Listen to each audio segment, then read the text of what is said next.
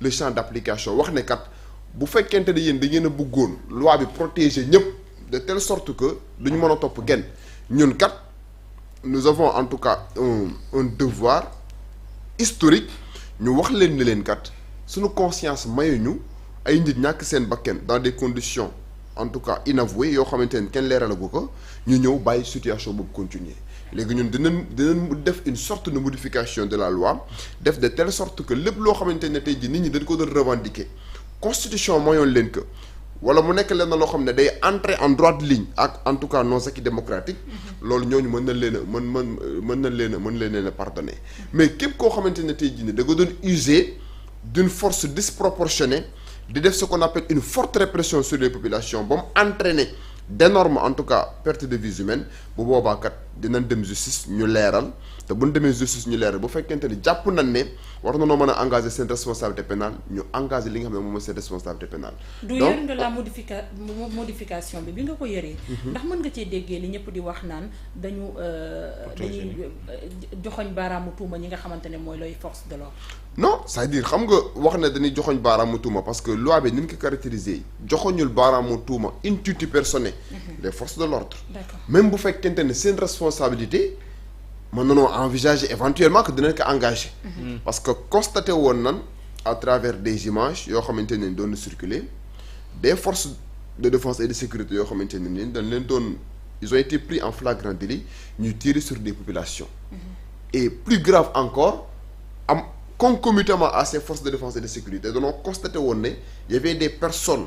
tapis dans l'ombre supposées considérées comme des nervis yoo xam ne doon opérer aux côtés de ces forces de l'ordre là. Est-ce que force de l'ordre yi amoon nañ en tout cas possibilité de tirer sur des populations ba ay nit ñàkk seen bakkan kan moo joxoon légitimité ak autorisation ces nervis là ñuy opérer aux côtés de ces forces de l'ordre? Donc tout ça c'est des situations yoo xamante ne justice war na ko mën a élucider à travers une enquête approfondie pour que en tout cas ñu déterminer les circonstances dans lesquelles forces de l'ordre yi doon opérer mais aussi les circonstances dans lesquelles ces soi-disant nervis ont été recrutés ba ay nit ñàkk ci seen bakkan. Donc yaakaar naa ne comme que présentement réduire nañ en tout cas le champ d'application de la loi d'amnistie donc képp koo xamante ne doon nga manifester nous sommes d'accord que. oui mais bu ñu dégloo ko mel ni Anta Babacar Ngom ne ñun dañu bëgg a xam dëgg gi lépp mooy ci déggin anam gi ñu koy interpréter lenn ci dëgg gi rek la est-ce que ñoom ñi bëggoon ñu jëlee fi loi bi abrogation totale ne mooy tax dëgg gi lépp mën a feeñ ci wàllu yoon lu ñu mën a nangu la ci déggin. ñu def abrogation totale. waaw mooy tax dëgg gi lépp feeñ. waaw xam nga par exemple tout dépend des choix politiques parce que man waxoon naa fii ci plateau man ne leen xam nga tey bu ñu defoon une abrogation totale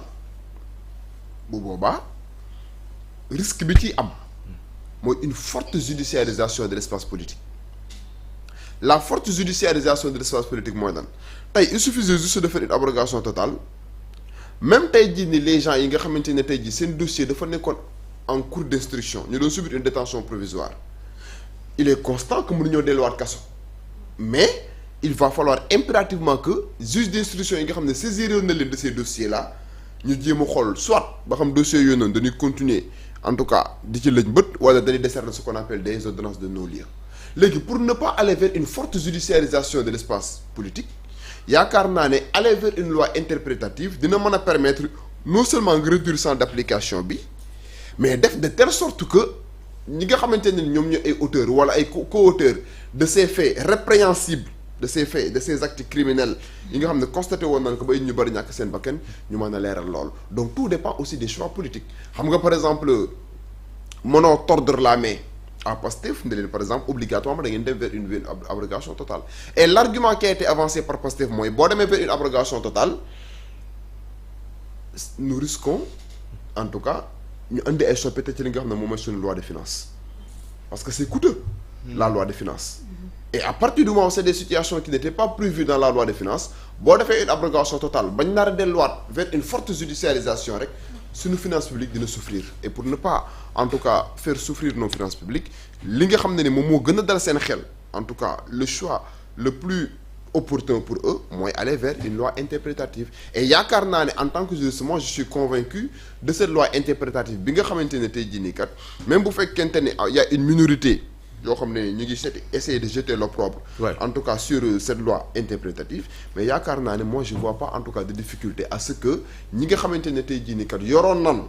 am ay responsabilités yu conduiroon leen à ce que tey jii nii kat ay nit ñàkk seen bakkan ay nit en tout cas am ci ay mu créer ay dégâts yoo xamante ne ni c'est incommensurable donc justice def liggéeyam ñu engagé en tout cas des enquêtes approfondies et que képp koo xamante ne tey jii nii kat laale woon nga ci donc ñu mën la traduire devant les juridictions. ñoom ñu ci bëri nee nañu seen minorité bi nga xamante ne moom ngay wax nee nañ ñoom li ñu gisul mu cohérent dans cette histoire mooy loi boo xamante ne bi ñu koy voté nee nga d'accord woon pour ñu voter ko nga xëy suba ne da nga koy modifier nee na pourquoi mënuñu ko woon abroger tout simplement. oui xam nga abrogation bi dafa bëri ay conséquences wax naa la déjà benn conséquence bu abrogation totale bi am sur les finances publiques. mais aussi une forte judiciarisation boo xam ne da nga koy constaté waat. ñaar yooyu rek mooy conséquences yi. ñaari wax ni boo ko abrogé amatoo possibilité pour delluwaat ci li fi xewoon nag. pour delluwaat. ci li fi xewoon li jënd ko parce que c'est-à-dire yow mi bëgg dëgg. doo ko mujj am waaw xam nga tey jii nii par exemple boo abrogé. abrogation mooy da ngay mettre fin définitivement li nga xam ne tey jii moom la président Macky Sall defoon. léegi risques yi ci am mooy non seulement finance publique dina souffrir. mais forte judiciarisation bi nga xamante ne dinañ ko constater du arrange Sénégal. mais bu dee bëgg-bëgg yi mooy na lépp leer rek. même ci logique bi ñu nar a dem ni lépp dina leer. Ah. à travers la loi interprétative lépp dina leer. et quand je dis que à travers la loi interprétative lépp dina leer mooy tey jii bu fekkente ne dem nañ ba promulguer loi bi parce que j'ai dit tout à l'heure que jusqu'à présent loi bi entregul en vigueur. Ouais. parce que en droit pour qu'une loi entre en vigueur dafa am 3 conditions. et ces conditions sont cumulatives ce ne sont pas des conditions qui sont alternatives déjà la première condition def nañ ko démb mooy la loi a été déjà votée après vote bi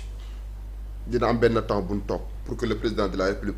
puisse procéder à sa promulgation parce que la promulgation est l'acte par lequel le président de la République rend exécutoire la loi. Absolument. Et même si le président de la République promulgue la loi ba léegi loi bi du entrer en vigueur day jël loi bi mu jébbal ko ki nga xam ne moom mooy le secrétaire général du gouvernement pour procéder à sa publication dans le journal officiel. Et à partir du moment où la loi est publiée dans le journal officiel, c'est là où on dira que la loi entre en vigueur dans l'ordonnancement juridique interne et nul n'est censé l'ignorer. Donc bu ñu àggee ba loolu am ba nga xam ne loi bi entré na en vigueur bu boobaa nag il reviendra en tout cas à la justice de faire son travail convenablement et correctement. Et quand je parle de la justice globalement, mais plus particulièrement la haute cour de justice. Plus particulièrement la haute cour de justice. Parce que am na si ay anciens dignitaires yoo xamante ne en vertu de leur privilège de juridiction ils ne sont pas justiciables devant les juridictions de droit commun donc bu boobaa dinañ déférer en tout cas li nga xam ne moom mooy seen dossier devant la haute cour de justice et la haute cour de justice saisie de ces contentieux là aura la possibilité à travers la commission d'instruction juge d'instruction yi nga xam dina nekk foofu dina def ay commission rogatoire même commission rogatoire internationale s'il y a lieu de décerner des mandats de dépôt pour des personnes yi nga xamante ne nii war nañ leen a poursuivre et que nekkuñu sur le territoire sénégalais donc yaakaar naa ne buñ ci àggee lépp loo xam ne war na leer dina leer. léegi ñi nga xamante ne bëgg nañoo dugal nag waaw mooy yow boo ko xalaat ak ku ci mel ni Thierno Alassane Sall wala ki nga xam ne moom mooy maître ma ki nekk Maguette Sène. parce que déjà moom avocat la. non maire la. mais député la. donc bu waxee ne loi bi du prendre en compte tous les victimes Thierno Bocoum daggee ca nga moom tam ci ngoon si bi ñu votee loi bi ne loi bi honte la lan moo tax ñu. pourquoi mu ne loi bi de prendre en compte toutes les victimes. waaw loolu gis-gisam la. la loi va prendre en considération toutes les victimes parce que képp koo xamante ne tey jii nii jàppoon nga ne événement yi doon am loru nga ci que ça soit am na ay pertes. ay dégâts matériels wala nga ñàkk ci sa benn mbokk mais bu la neexee nga saisir la justice nga porter plainte au-delà des plaintes yoo xamante ne déposé woon nañ ko à l'international je crois que y a des plaintes yoo xam ne mën nañ ko déposer sur la table du procureur de la République pour que le procureur de la République puisse enclencher des procédures dans ce sens-là voilà léegi boo xoolee ñoom ñi nga xamante ne tey jii dañuy wax xam nga par exemple ñoom li ñuy ragal a wax mooy loi bi day protéger les manifestants mais naturellement loi bi day protéger ñu doon manifester parce que ñi doon manifester li ñu doon revendiquer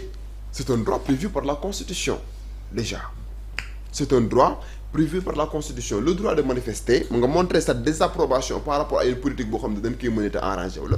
c'est un droit prévu par la Constitution mais ñu waxaal tamit ci ñi doon manifester xam nga ku génn arborer les couleurs nationales wane ni sama réew démocratie daf fi war a sax d'accord ma ci jaay doole bi nga génn sans casse ni dara xam nga kooku mënoo ko méngale koo xamante ne rax na ci biir di taal fii di xam nga ñaar yooyu bokkul te sànq yaa ngi wax ni au-delà du fait que ñi seen bakkan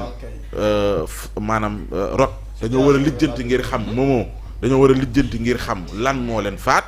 war nañ aussi corrélativement lijjanti ñi nga xam te ne tamit xëy na dañu xëy yàqal leen te ñoom seen yoon nekkul woon ci mbir moom ñi leen yàqal. waaw léegi ñooñu mun nañoo woote woon dañ doon manifester fekk na dañoo bokk ci ñi doon raas dem sur le terrain civil. comprendre naa bu baax sa question. sur le terrain civil moom moo doon ruube. sur le terrain civil. ñi nga xamante ne ni juste mën nañoo justifier ne am na lu leen manifestation yi yàqal. même loi Macky Sall même loi d'amnistie bi nee woon na. waaw l'amnistie ne préjudicie pas au tiers. mais nag l'amnistie ne préjudicie pas au tiers loolu sur le terrain pénal de sur le terrain civil la. xam nga ba xam comprendre nga li ma bëgg. déedéet xam nga loolu la lay signifier. mooy sur le terrain civil.